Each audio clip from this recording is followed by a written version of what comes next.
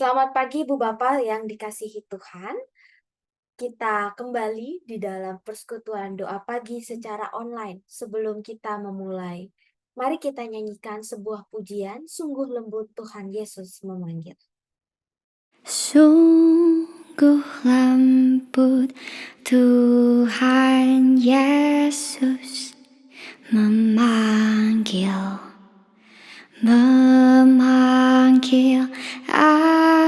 aku dan kau.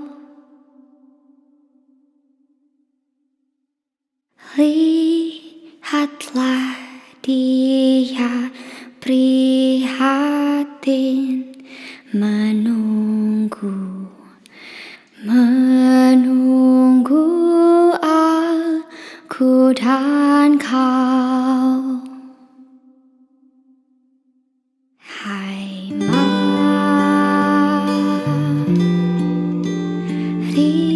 datanglah,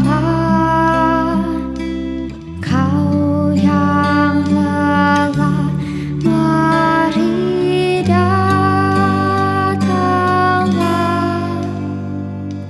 Sungguh lembut Tuhan Yesus memanggil kau yang sesat, marilah.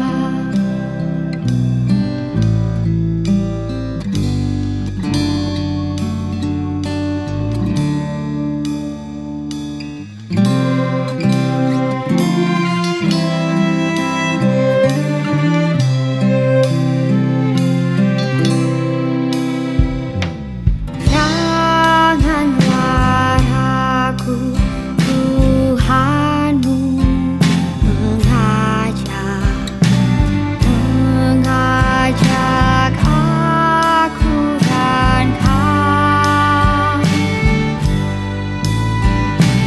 Janganlah enggan menerima kasih-Nya terhadap aku dan kau. Hai mari datanglah, kau yang lelah, mari datanglah. Sungguh lembut Tuhan Yesus memanggil kau yang sesat, marilah. Kau yang sesat, marilah. Kau yang sesat, marilah.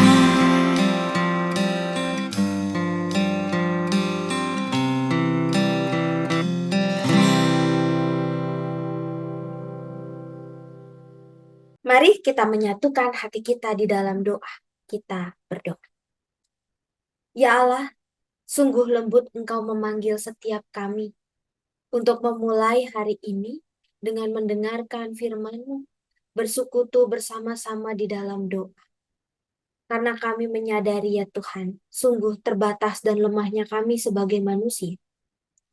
Maka kiranya ya Tuhan, dengan datang ke hadirat-Mu, mengakui segala keterbatasan kami dapat menjalani hari ini dengan mengingat bahwa kami membutuhkan Engkau, Allah sang kekuatan dan kehidupan bagi kami. Kiranya juga ya Tuhan, kelembutan suara-Mu yang memanggil kami, mengingatkan kami juga bahwa Engkau adalah Allah yang terus kami cari, yang suaranya kami kenali dan kehendaknya kami cari. Karena itu ya Tuhan, ketika kami bersekutu bersama-sama untuk mendengarkan dan merenungkan firman Tuhan, kami dapat menyiapkan hati dan pikiran kami untuk Engkau sentuh melalui firman-Mu. Dan kiranya firman itu dapat tinggal di dalam hati kami, berakar dan bertumbuh serta menghasilkan buah yang berdampak bagi sesama. Inilah doa kami ya Tuhan, hanya di dalam nama Tuhan Yesus Kristus kami berdoa. Amin. Ibu Bapak dan saudara-saudari semua, pada pagi hari ini kita akan merenungkan sebuah firman dengan tema yang tua dan yang muda. Namun sebelum itu saya ingin mengajak kita semua mengingat betapa pentingnya kehadiran Yesus, keterlibatan Tuhan di dalam kehidupan keluarga kita. Dengan menyanyikan sebuah pujian, bila Yesus berada di tengah keluarga.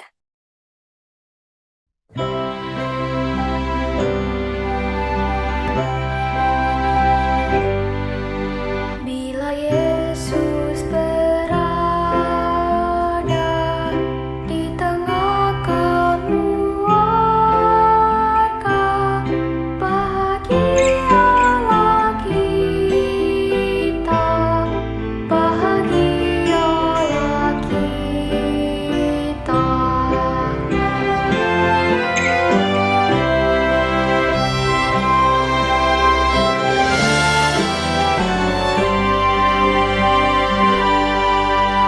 Bila Yesus berada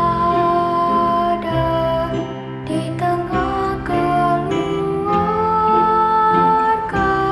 keluarga, bahagialah kita, bahagialah kita. Bila Yesus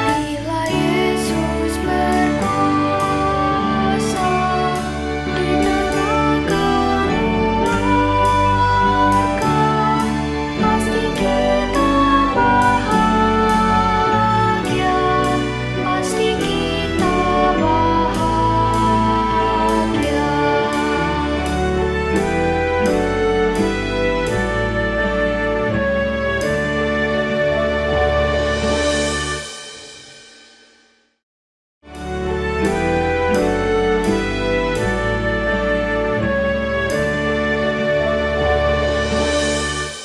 Bila Yesus di tengah keluarga, bahagialah kita, bahagialah kita.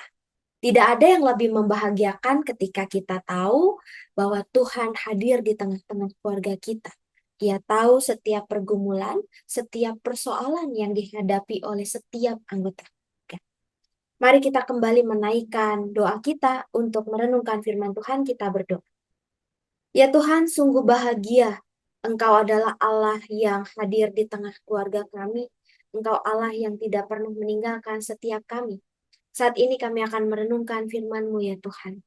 Berkatilah setiap kami, sehingga kami dapat menerima segala isi firman-Mu yang menerangi langkah kami, khususnya di dalam kehidupan kami bersama keluarga. Hanya di dalam Kristus kami berdoa. Amin. Ibu Bapak, hari Sabtu di tanggal 14 Oktober yang lalu, saya mengajak teman-teman remaja untuk menonton sebuah film yang dulu di zamannya Ibu Bapak pasti pernah menontonnya, yaitu Keluarga Cemara. Menarik adalah ketika kami menonton bersama-sama, di akhir kami akhiri dengan refleksi, sharing, berbagi cerita apa yang mereka dapatkan dari film tersebut.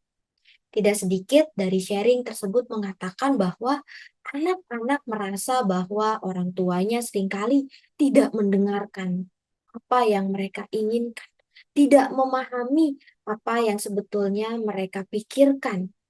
Dan sebaliknya, anak-anak juga tidak memahami apa yang dimaksud oleh orang tuanya. Seringkali larangan-larangan yang diberikan oleh orang tua membuat si anak merasa hanya terkekang saja, tanpa lebih dulu mengetahui apa sih maksud dari orang tua yang melarang kegiatan-kegiatan anak-anak untuk dilakukan bersama. Masalahnya satu, komunikasi.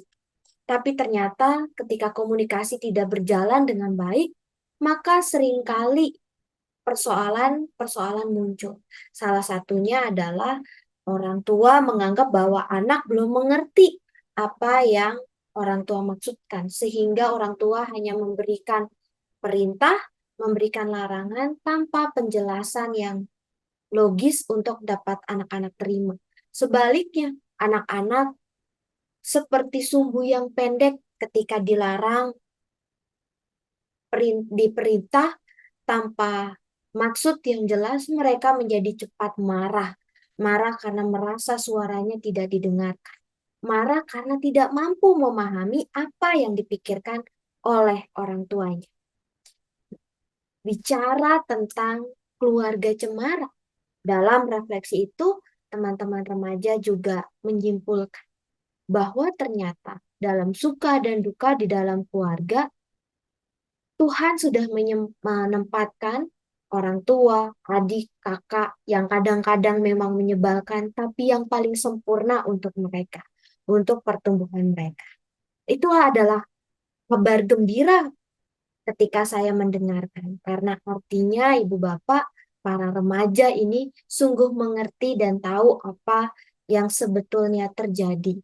Hanya kadang-kadang mereka tidak mampu atau tidak tahu bagaimana cara mengungkapkannya kepada orang tua.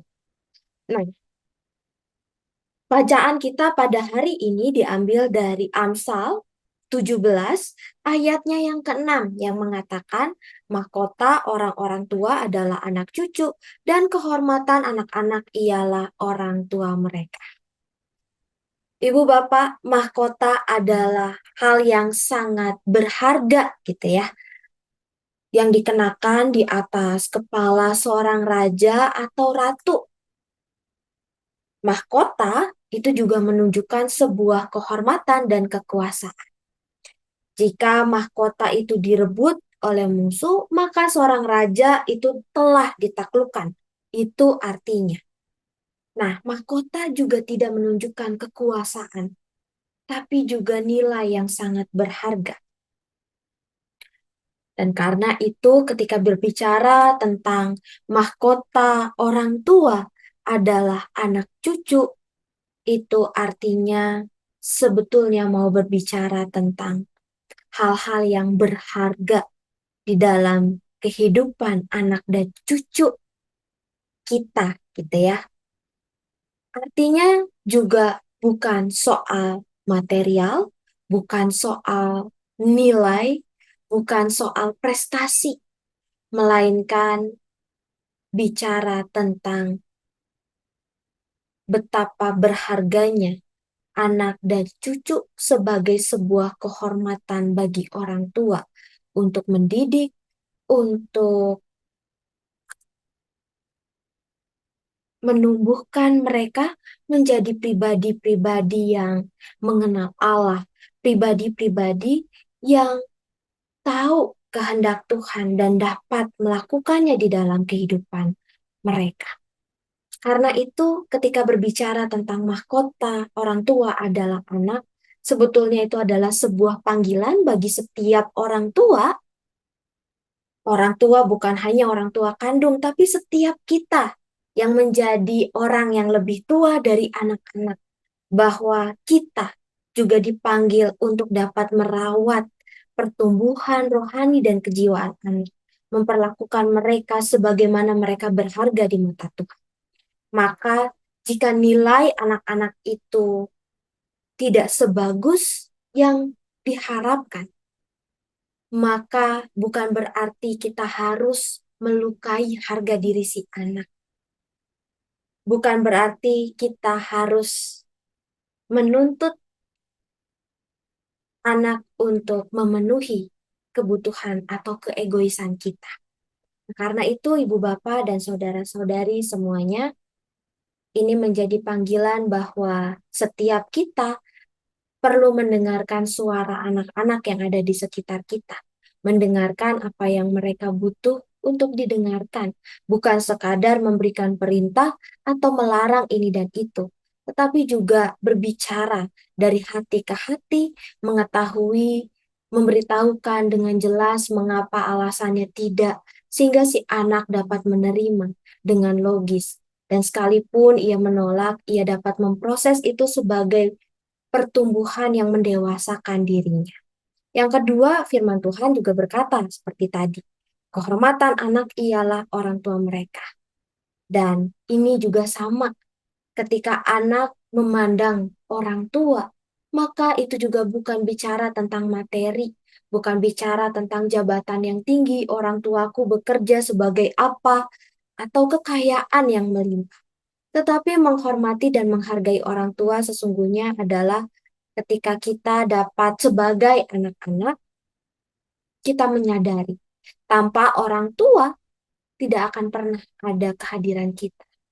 Tanpa nenek moyang, orang yang telah merawat, memelihara kita, sehingga kita dapat menjadi apa adanya diri kita saat ini, itu tidak terlepas dari didikan, dari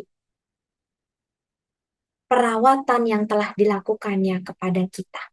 Dan karena itu, sebagai anak-anak, kita juga menghormati orang tua kita.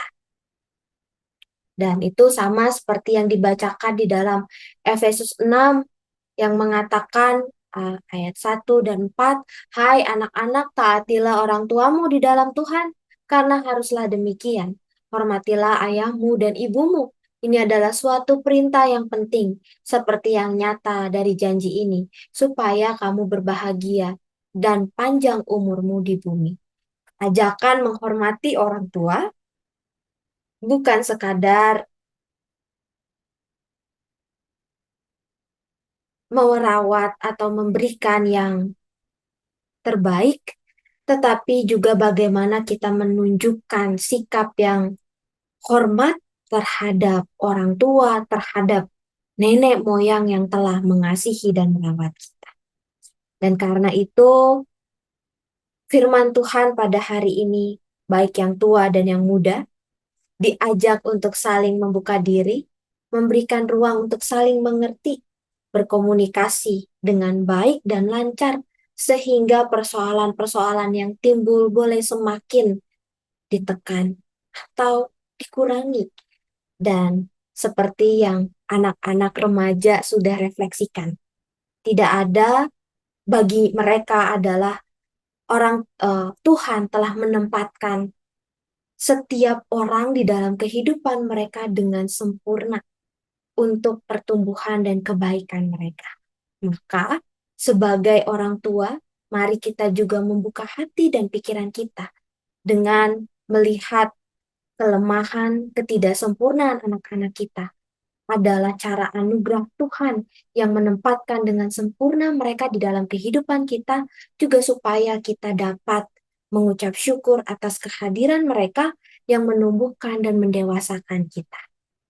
Karena itu, mari Ibu Bapak, kita berbagi kasih sayang kepada keluarga kita terhadap intergenerasi baik yang muda dan yang tua, saling menghormati dan bertumbuh bersama untuk menyatakan kebesaran dan keagungan Tuhan. Mari kita bersatu di dalam doa. Kita berdoa. Allah Bapa di dalam surga, kami sungguh mengucap syukur Tuhan. Karena firman Tuhan hari ini telah mengingatkan kami dan memanggil setiap kami sebagai orang tua, sebagai anak, untuk dapat saling menghormati. Kami percaya ya Tuhan, ketika kami hidup di dunia, kami seringkali memandang berharganya anak kami, berharganya orang tua kami, melalui apa yang mereka miliki, melalui apa yang mereka tunjukkan dan capai di dalam kehidupan mereka. Namun firman-Mu mengingatkan kami bahwa mereka berharga, sempurna, dengan apa adanya mereka yang Engkau tempatkan di dalam kehidupan kami. Kiranya ya Tuhan, kami dapat memandang setiap keluarga kami dengan mata kasih-Mu, dengan penghargaan yang sama yang juga bagaimana Engkau memandang kami. Saat ini ya Tuhan, kiranya ketika kami memulai hari ini, kami mengingat setiap anggota keluarga kami dengan lintas generasi. Kami dapat mengucap syukur atas kehadiran mereka di dalam kehidupan kami. Dan saat ini kami mau berdoa ya Allah. Kami juga membawa para sahabat, kerabat, orang yang kami kasihi yang saat ini dalam masa pemulihan dari kelemahan tubuh yang mereka alami. Kami mengingat Bapak Bambang Kristanto, kami mengingat Bapak Hari Dwi Yoga, kami mengingat Ibu Suciwati, kami mengingat Bapak Andi Hamdono, kami mengingat Ibu Damayanti, kami juga mengingat Ibu Silvi Choa yang terkena sakit stroke ringan. Kiranya ya Tuhan, bagi saudara-saudari kami ini, pemulihan yang sempurna Engkau berikan di dalam kehidupan mereka. Kiranya harapan mereka boleh terus menyala di dalam masa penantian pulihnya mereka dari kondisi saat ini. Kiranya dengan rahmat-Mu ya Allah, mereka dapat mengucap syukur atas segala keadaan. Dan kiranya Engkau juga yang memberikan kesehatan, kekuatan, serta sukacita di dalam keluarga yang merawat mereka. Kami juga mau berdoa ya Allah, untuk rencana pernikahan, untuk Pierre Pangalila dan Teresia Suryanto, untuk Martin Suteja dan Laura Rosenthal, Saudari Gani Dewanto, Saudara Gani Dewanto dan Ellen Dianasari. Kiranya ya Tuhan, apa yang dipersatukan oleh cinta kasih-Mu dapat terus bertumbuh, dan kiranya di dalam kehidupan berkeluarga nanti, mereka dapat terus memuji dan memuliakan nama-Mu melalui bahtera keluarga yang mereka bangun.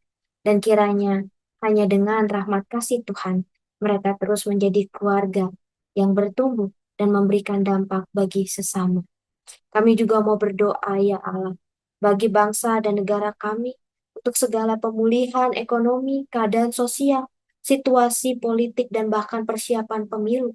Kiranya dengan segala hal yang terjadi, rahmat cinta kasih mula yang menjaga kedamaian di bangsa kami ini. Kiranya dengan rahmat kasih-Mu, kami semua dapat menjalankan tugas panggilan kami masing-masing sebagai rakyat. Ya Allah, kami juga mau berdoa untuk perdamaian dunia.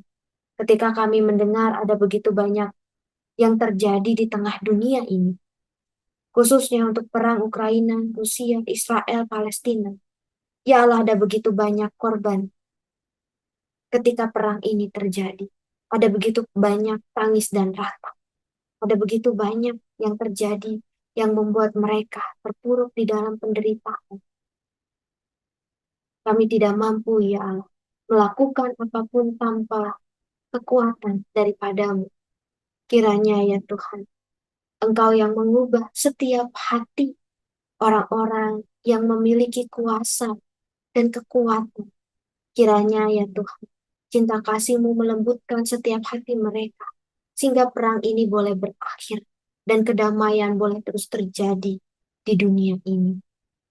Kami juga mau berdoa ya Tuhan, untuk pemulihan Bapak Kunjung, Oma Kimpa, dan Bapak Andris Theodorus di dalam kesehatan, di dalam pemulihan mereka. Tuhan yang sertai dan berkati mereka. Sembuhkan dan pulihkan mereka. Inilah kami ya Tuhan. Di pagi hari ini kami mau menyerahkan seluruh kehidupan kami ke dalam tangan pengasihan-Mu. Tuntun dan bimbinglah kami, sehingga dalam hari ini kami dapat mendengar suara-Mu, melakukan kehendak-Mu. Dan kiranya cinta kasih-Mu yang terus sertai kami. Dalam Kristus Yesus kami memohon. Amin.